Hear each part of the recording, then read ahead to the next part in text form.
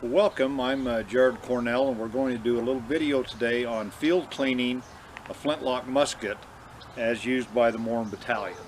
The musket they carried was an 1816 model, and we're going to show you how to basically take it apart and take care of it in the field as a soldier would have at that time.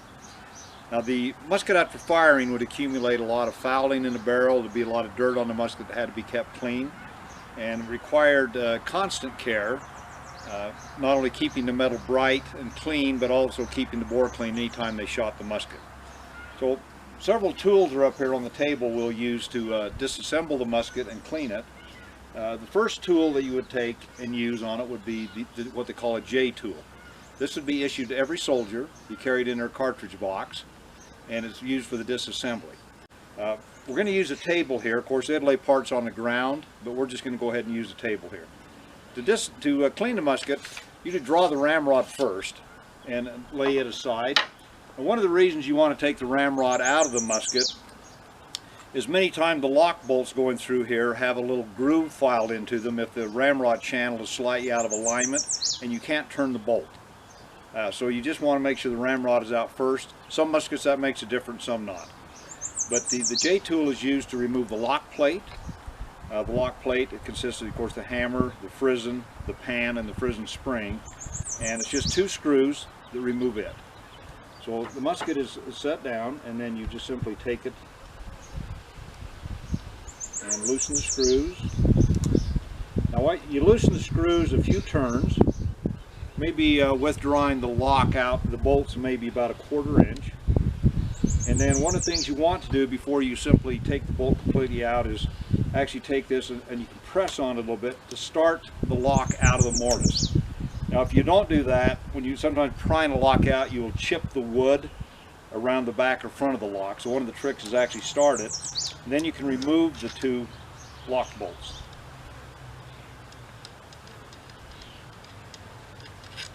Once they are removed, you now can take the lock and pull it off the musket. And you can see the internal parts here, the mainspring and different parts here. So the lock would be dirty from firing. We'll clean it as a separate step. First thing we'll do is clean the barrel of the weapon. Now, on a flintlock musket, there is a touch hole or a flash hole, and we need to block that up with a small piece of wood. We're going to take a small chunk of wood, and that will be basically cut to fit and inserted into the flash hole to stop the drainage of water. Now, water is the best thing to use for cleaning black powder.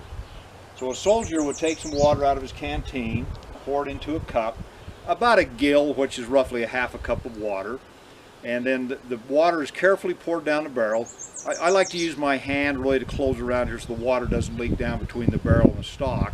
But you just carefully pour in about a 1/2 cup of water into the barrel, and then use your thumb to cover it.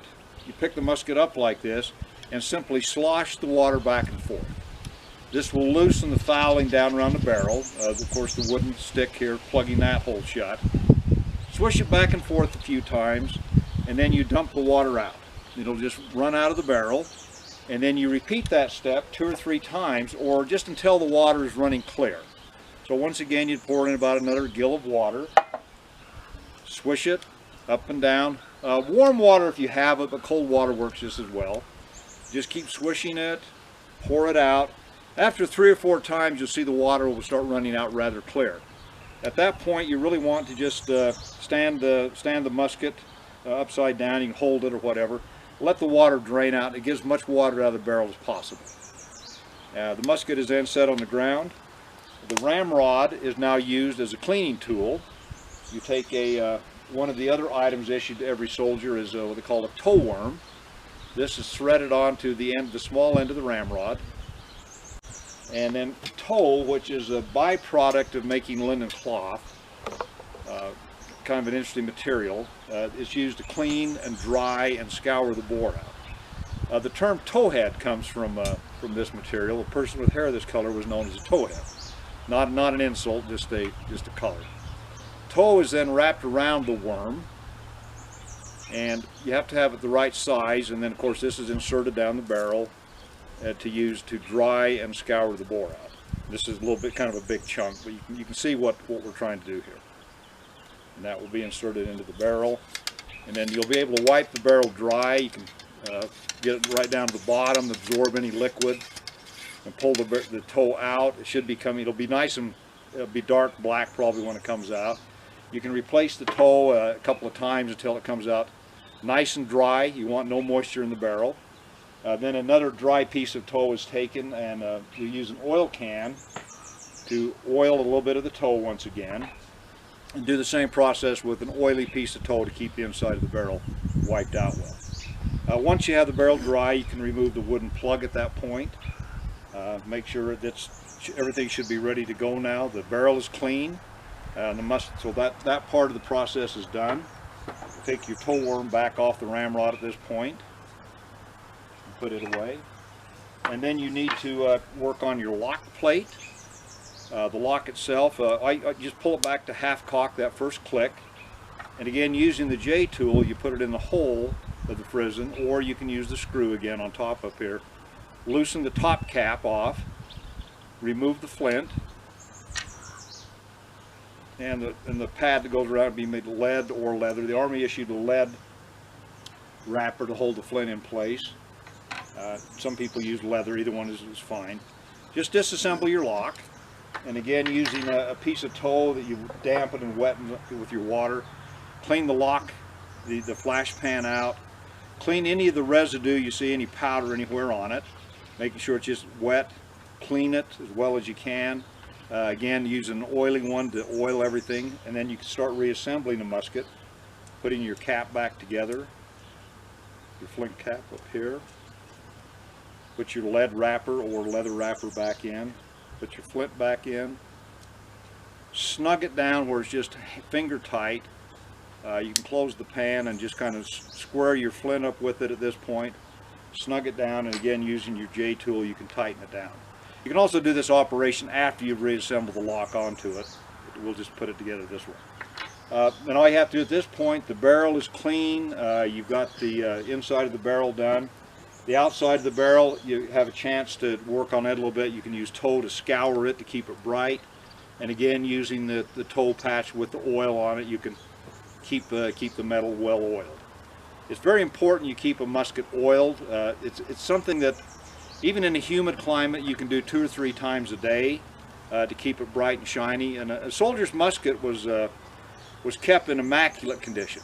The officers, the sergeants would inspect it regularly, make sure that the musket was clean and bright, and it's kind of a matter of esprit de corps to have a clean, bright musket. Now the process, of course, is just the reverse of putting it back together again. One of the things you have to watch when you're assembling a lock back in a musket is the trigger cannot be back like this. The sear bar goes through here and you won't be able to put the lock in. So make sure the trigger is pulled forward all the way. You might have to pull that up. And then you put the lock back in. And that should just now push right in its mortise. And then putting the same screws back in the same hole, you just simply finger tighten them, start with.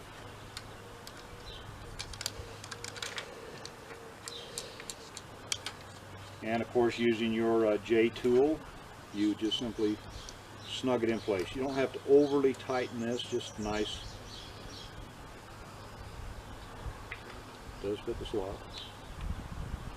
Just snug it where it's just snug, and that's all you really need to do with it.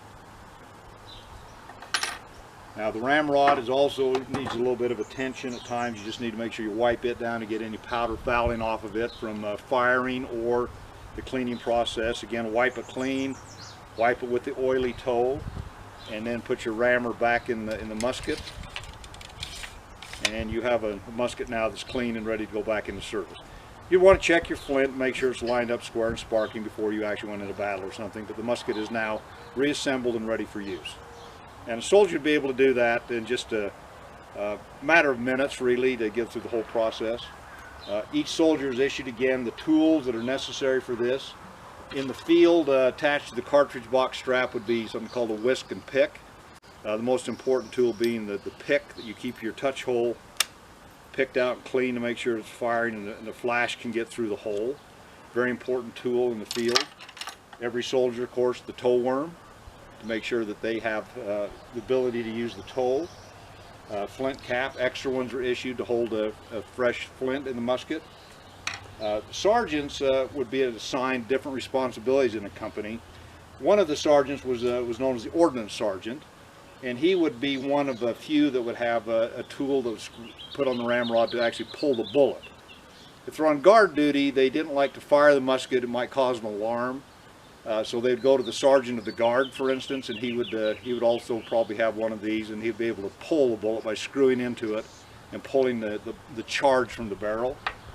The ordnance sergeant would also be one of the few men that would have a mainspring vise. The common soldier was not really allowed to take the lock down past the point we just demonstrated here. But if a lock needed more maintenance, the ordnance sergeant would then be called in, and he would actually help take the lock apart and make sure parts weren't lost and it was done properly. This is to remove the mainspring and the prison spring off the musket. And those are the main tools. The J tool, of course, every man would have one of these. So these would be kind of your common tools and your sergeant's level tools. It's kind of secondary tools over here. And that basically would clean a musket. Most men might have something, an oiler of some type to carry a little oil to keep their musket clean. A very essential thing, to have a little oil with you to keep the musket in the field. So that's assembly and cleaning of a flintlock musket during the Mexican War.